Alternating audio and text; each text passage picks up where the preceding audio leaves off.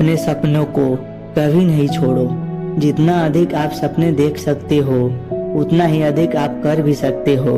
एक बार की बात है, एक गरीब औरत थी जिसका नाम आयशा था। वह एक छोटे से गांव में अपने माता पिता और छोटे भाई बहनों के साथ रहती थी। उसके पिता एक किसान थे, लेकिन उनका खेत बहुत उपजाऊ नहीं था और वे अक्सर किसी तरह से गुजारा करते थे। आयशा एक बुद्धिमान और जिज्ञासु लड़की थी। वह अपने आसपास की दुनिया के बारे में जानना चाहती थी।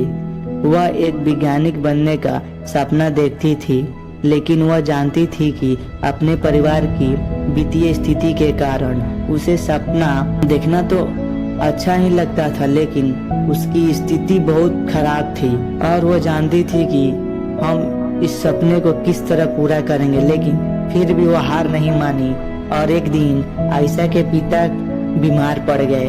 वह काम करने में असमर्थ थे और परिवार की आय और भी कम हो गई। आयशा को अपने परिवार की मदद करने के लिए स्कूल छोड़ना पड़ा। आयशा ने अपने परिवार का समर्थन के लिए कड़ी मेहनत की।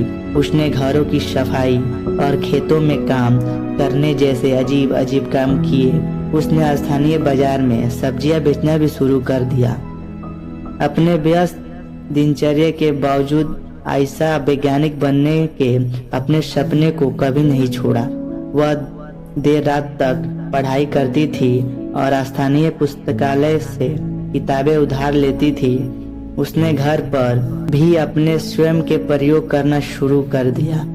कई सालों की कड़ी मेहनत और दृढ़ संकल्प के बाद आयशा ने आखिरकार अपने सपने को हासिल कर ही लिया।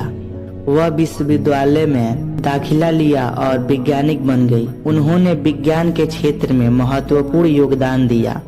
आयशा की कहानी हमें यह सिखाती है कि अपने सपने को कभी नहीं छोड़ो, चाहे कितनी भी मुश्किल क्यों ना आ जाए।